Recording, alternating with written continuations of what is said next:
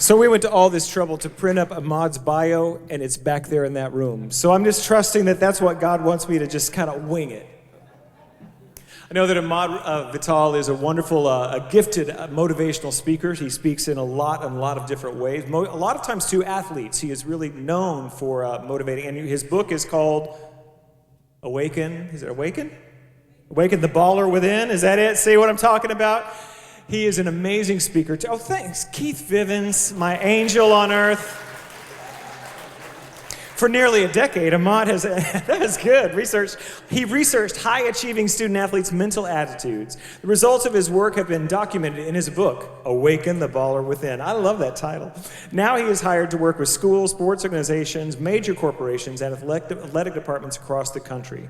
His principles are in place to help professionals and student-athletes develop leadership skills, utilize principles to overcome challenges, become accountable for the outcomes in their lives. That's the bio. But what I know is that he is a man of God. He is a man with a message for us tonight. He told me that he's never given a message like he's given tonight. He's never prepared. Something wants to come through him. I want you to open your heart, open your mind to receive this message. Welcome, Ahmad Vital.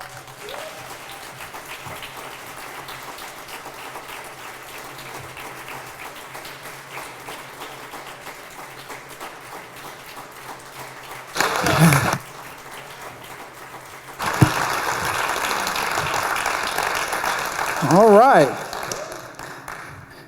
Yeah, I know you're supposed to sit up front in the reserved seatings, but I haven't been able to sit still for the last 48 hours. So just, if you all will, just let the moment be for a second.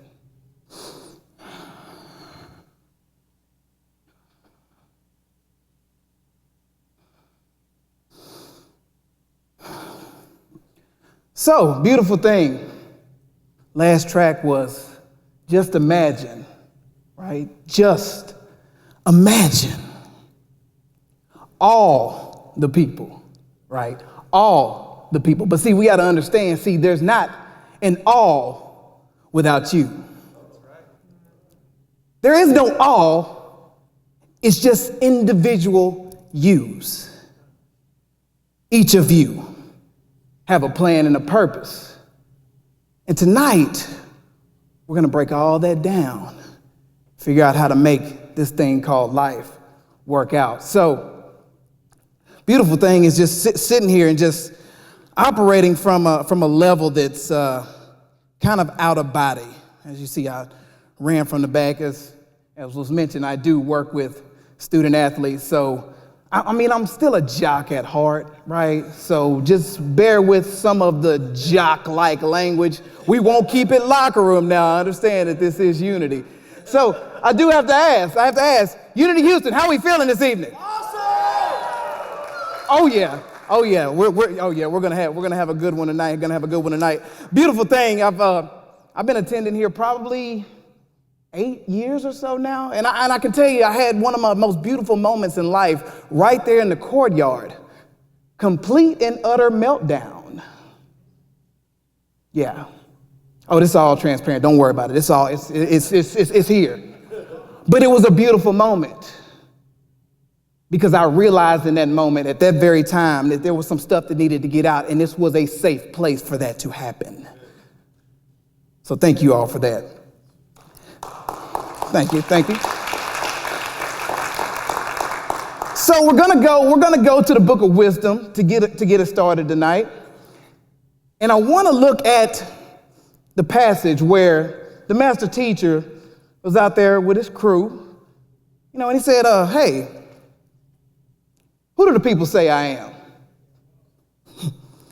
They came with the answers like, some people say you're one of the prophets, some people say Elijah, some people say John the Baptist. It's like, oh, okay, that's cool. You. No, not you. You. Who do you say I am? Well, you're the chosen one. You're the Christ. The guy. The man. That guy right there might be on to something, right? He may be on to something because, he said, that answer you gave did not come from anything of this world. That came from a higher place, from a place where there are no rules, there are no do-overs. It just is. Everything is in the now. So basically what I'm saying is that Peter, said, you are the one. You are the chosen one. And so we have to look at that and say, because what do we do sometimes? Like, we have people we look up to. We have people we idolize. We have people who's like, oh, yeah, they're there and I'm here. Well, think about what's going on when you do that. Right? You're taking this person and you're saying, oh, they're up here and I'm down there. Well, if you do that, what are you doing? If you're saying they're here and you're here, that means you're saying that you're not at that level. Well, I mean, if we believe the text, it says that I will make man in my likeness and image. So basically, we have the same strength to make grass grow. When the sun comes up and the sun comes down, we have that same capacity because we are representatives of the all in all. So I say here today, which brings us to our title, you are the chosen one. But let's personalize that because, see, you is kind of like, oh, yeah, them folks over there. No, you are the chosen one. So let's say, I am the chosen one. By the way, get used to saying that a lot tonight because we're not going to hold back on what it takes to be able to embody the fact that we're all the chosen one. It's not somebody else. It's you. No one else. And it brings me to, I remember, I must have been earlier this year when Reverend Howard Caesar, he made a statement and it was so profound and I loved it so much. He said, the line, many are called, but few are chosen. But he flipped it, and I believe where he was going with this, it was so beautiful. He said, all are called, but few answer the call. Because again, we were all chosen. Does it not say in the old text, for the Lord your God chose you, everybody. There's no separation between that. The only separation is the belief to think that you are that. And when you get to that place where you know you're the chosen one, well, then you know what happens then. You can't be stopped. So say again, I am the chosen one. I am the chosen one. Yes, you are. Yes, you are. So we're going to hit three ways tonight where you can go ahead and embody that chosen one image, So our first way tonight is I need you to imagine. There was a reason. Had you sing Just Imagine. Beautiful song. But I need you to imagine that you're the chosen one. Can you really sit back and say, if I become the highest version of myself, do you know what that looks like? Ow. Imagine you, the chosen one. And I like to use a lot of stories because you got to understand when it comes to imagination, like anything is possible, right? Because once you get into the imagination stage, that is when you connect with the higher power and then everything, there's no wrong, right? And everything is beautiful. So it takes me back to my childhood, and I remember me and my sister, we used to do make-believe. Y'all play make-believe when y'all were kids? Play a little make-believe where you're just like, because you remember when you were a kid, like you could do anything, right? There was no limits to what you couldn't do. It was whatever. So me and my sister, we used to make music videos, right? So we had the double deck tape deck, the one that does play, and the other side was record. I know I'm dating some of y'all with that one right there. I know I'm dating you with that one. But it had to play and record, so we would have the double-decker cassette player, and then we would go to the closet and get the hanger. You remember the hanger with the wire and the wood piece in between the cardboard? Oh, y'all don't act brand new in here on me now. Y'all know doggone well y'all had them hangers with the brown piece in between. So we used to pull the brown piece off of there, and that would be the microphone, and we put it in between the handle and everything, and then I pulled the ironing board out, and the ironing board was the keyboard. So now we got the mic, got the record, we got the play, and it's like, all right, now here we go. Hit it. Oh, yeah. So we're going into this, and my sister's over there. She's just letting her hair fly and everything. And we took ourselves to the place where we really believed we were pop stars. You know, forget the fact that there's an ironing board that's going to be for your shirt later. You know, a tape deck where maybe one of them did or did not work. It didn't matter. But we believed we were in that place. We imagined what could be. Granted, neither one of us actually became pop stars. Otherwise, you know, we'd be here in a different capacity and yeah, all of that. So, but the beautiful thing is that when did you lose the ability to imagine at a very wild and crazy level where there were just no bounds? Just, as we would say in this community, infinite possibilities. Amen. So you're in this spot, and it's like, oh yeah, we're doing what we want to do, we do what we want to do. But also, you know, when you go into imagination, it brings about a level of power. Or as the kids would say today, it brings a level of swag. Where you can just be like, oh yeah, I'm that. You already know. Yeah. So another thing I did when I was a kid, I used to be into superheroes. Anybody in here used to be into superheroes? Anybody else? Anybody? Throw out anybody, any one of them. Anybody got a favorite superhero who was like that? Batman, Wonder Woman, yes. Ladies stand up, yes. Who else we got? Xena, oh, that's a first. I like that. Xena. You had me going home and researching everything on Xena because I'm like, okay, I need to be ready for when Xena pops up. Xena pops up. So we got any more? You're representing Wonder Woman, Batman, Xena.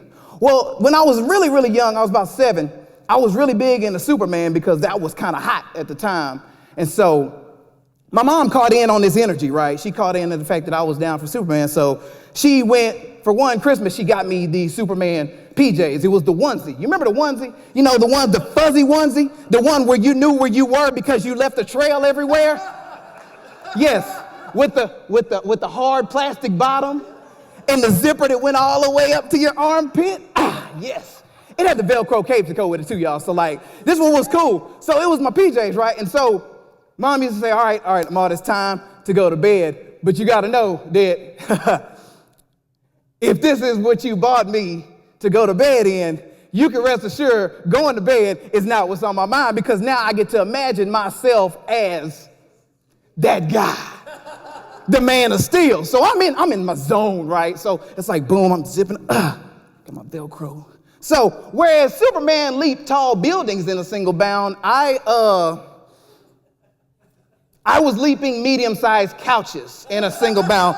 So we're out there, right? And so I'm spreading them apart and everything. So I'm like, all right, here we go. And so I'm running and I, do the thing and boom, busted my lip up. So I'm sitting up there, you know how you do that? You're swallowing your own blood. But do you think that stopped me from going back and doing it again? Hold on to that, because why did we lose that attitude too? So I spread it back apart again, and so I did 7 tries and I made it once. But how many people need to know that a winner only needs to know that it's possible?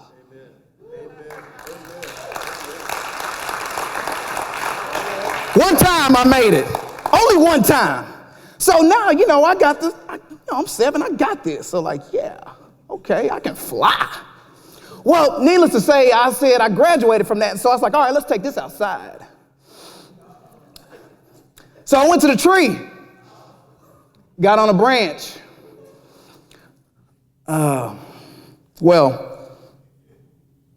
Okay, so I didn't get 7 chances out of the tree, right? Because see what had happened was At 7 years old, I learned something that no matter what is going to happen. I learned that the laws of gravity are real.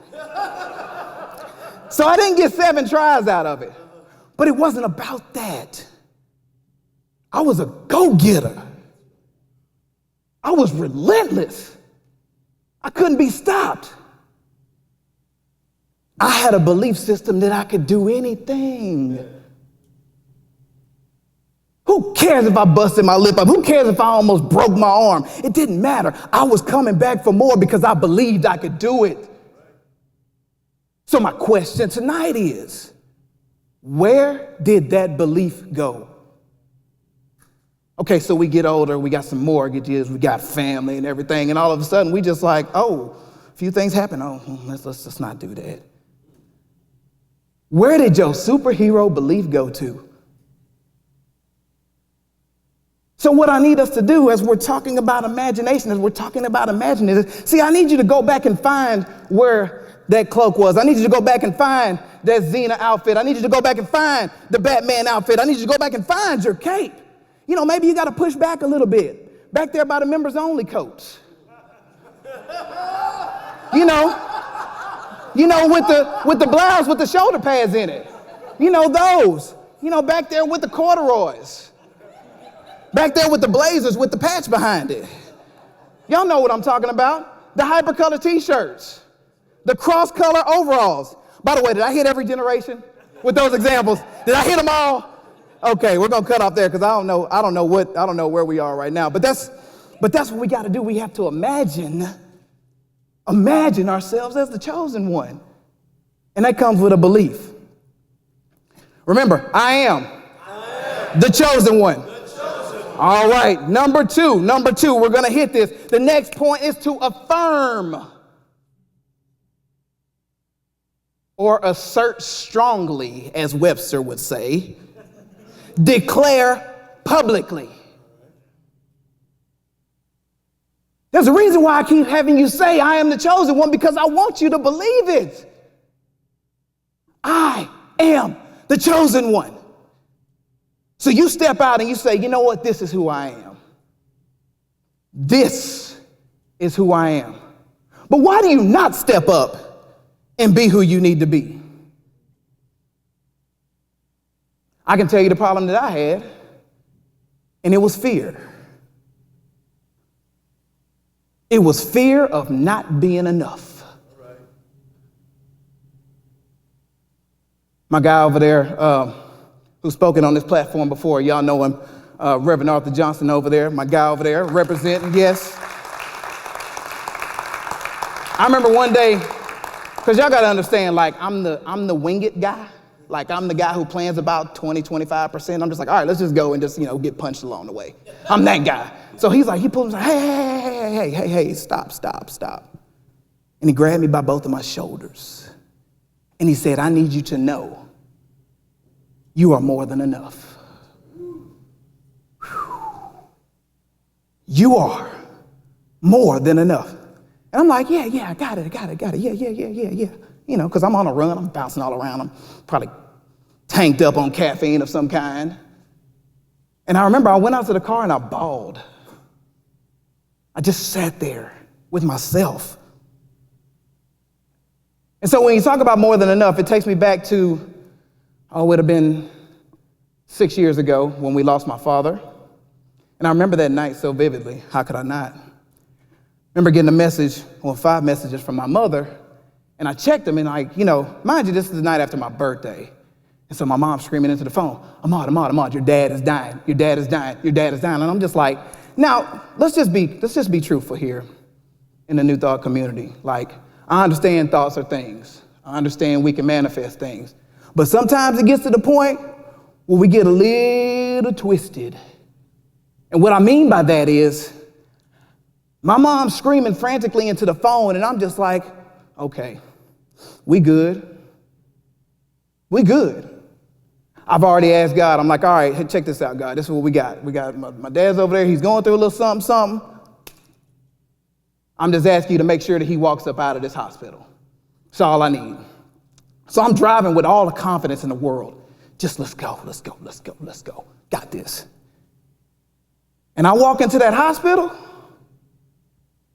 it was like 9/11 in there.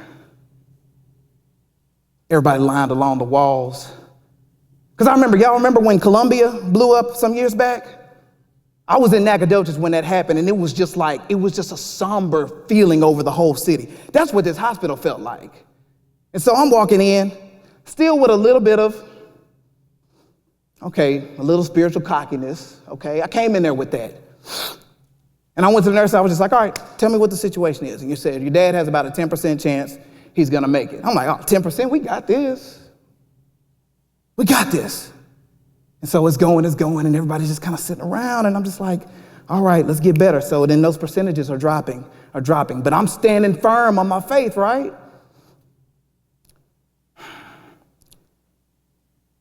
Drop down to below 5%. I huddled all my brothers and my sister together. I was like, look here, we got to be on one page about this. Our dad is walking up out of here. No way, no shade. But I need all of us to collectively believe that. And they agreed. But then something kind of came over me, and I looked in there, and I was looking down at my dad, and I'm wanting him to look back at me, and it didn't happen. My faith isn't wavering, but I'm starting to ask a whole lot of questions. And I remember it got down below 4%, and the nurse was like, there's really nothing else we can do. And something came over me in that spot. And I said, all right, my dad wouldn't want to go out like this. Cut the machine off and let him fight as long as he can. If it's supposed to be whatever's the best case scenario for this to happen, it's going to be what it is. Well, it was about 5 something, and it was officially, that was it. And family's coming up to me, so now I'm like, everybody's turning around looking at me. We're huddled around the bed. And looking back at me like, well, what are we going to do? What are we going to do? So I consoled everybody, and then at this point in time, my faith has turned into PO'dness. Can I use the word? Is it okay? I was pissed off, royally pissed off, right? So I'm just like, man, so got everybody consoled, and I walked outside, and I was just like, man, what's up, God? Really? Really? I asked you for one thing, just one thing. I didn't ask you to make my book a bestseller. I didn't ask for no millions. I didn't ask to travel the country speaking. I didn't ask for any of that. I said I wanted my dad to walk up out of here. You didn't make that happen. So I need some answers. I know that they say that you're not supposed to talk to God like that, but I'm just being real. That's what I was feeling in the moment, and that's what's coming out right now in this spot. Because your dad is special to you. He's kind of your moral barometer. Your values, your ethics, the way you treat people, the kindness. Like that all came from my dad, and so I used to check in with him all the time to make sure I was up to par, living the way a man should. And now it's over? No.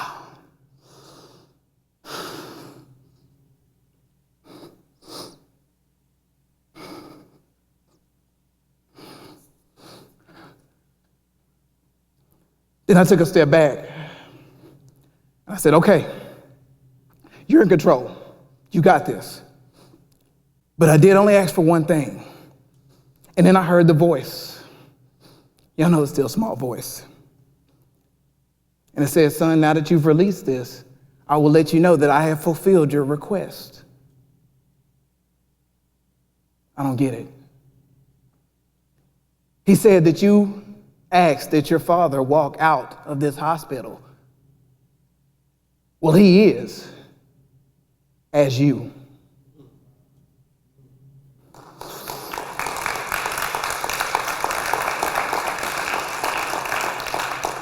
I've given you all you need to be able to go forth and do what needs to be done in this world. So go be that. Wow, 6 years later, and that story still has a place with me. So thank you all for bearing with me through that. You know what's crazy? Let's go ahead and light it up real quick, because I didn't realize until literally 4 days ago, I realized as I was telling that story and I was going back through it, I realized I had a Simba moment. You remember Lion King? when Simba runs up on the monkey who's meditating, I know your father. Yes, when that moment came, and he was just like, come here, let me show you your dad. He was like, oh no, that ain't my dad, that's just a reflection of me. He's like, look closer. You see, he lives in you. Yeah, so I had my Simba moment. So remember, we got to affirm this. We got to stand out in that spot. We got to make sure and say, this is who I am in this spot, regardless of what's going on around us. And our last one. Remember, I am the chosen one. The last way to do that is to have the miracle. It's the miracle. And it's beautiful because I believe Reverend Michael got over there, which, by the way, you too are the chosen one. Yes, we did get news. You are the chosen one. My man Michael got over here taking over Unity Houston. I see you over there. Chosen one. Chosen. But here's the deal. He spoke not long ago on surrender. On surrender. And see, the only way, I'm gonna poll the crowd. Has anybody, show of hands, have you ever planned a miracle? Oh, I'll wait. I'll go sit has anybody planned a miracle before? You can't. But I come to realize that the only way you can have a miracle to happen is if you surrender. Because see, what ends up happening is, you gotta let go of some junk to be able to allow that miracle to occur. You got to get rid of the muck. I know I love the butterfly and the caterpillar and all that lactic acid, all that buildup and all that inside there, that darkness. And you know, it's a beautiful thing because I had my cocoon moment last year. So I went through a pretty rough family separation, right? It was pretty brutal. I was real angry, edgy, depressed, anxiety, all this stuff. And it was just like I was going through all this pain, and I was just like, God, really? I can't take too much more of this. I can't take much more of this. And I realized through all of that it was through that pain that it allowed me to dump off what no longer was working. So that miracle to come through, you got to let go of the junk that no longer works for you. I remember going through the process. And you know, when you make tough decisions like that, everybody's not going to be on your side. And I remember sitting across from somebody and they looked at me. And they said, look here, I've been waiting a long time to tell you this. But I just came to come tell you that you are a weak man. You are a weak man. So your initial judgment is like, whatever. I'm good. I'm straight. I'm all right. But has anybody ever said something about you and you know it's not true, yet you went home and you started kind of pondering on it a little bit? And you was like, ooh, why am I second guessing this? And I remember going to share with a close friend of mine. And he said, you know what? You are a weak man. Them fighting words? So no. He said it takes you understanding your weakness to know where you're strong. And he said the weakness is you let that person keep talking. You gave them a role in your movie. You let them write the movie. You let them star in the movie.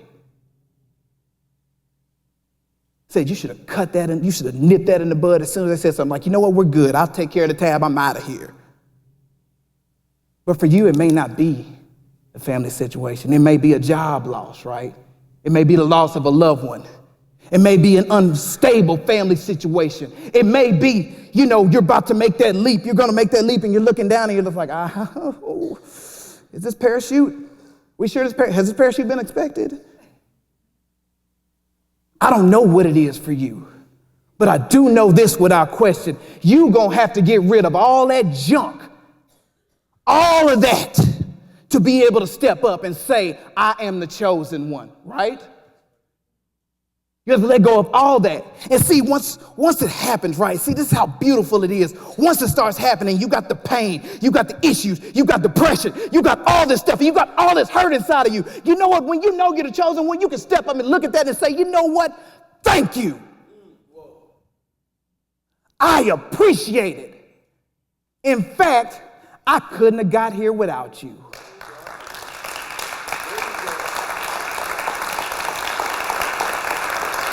You need that to rid you of what no longer works.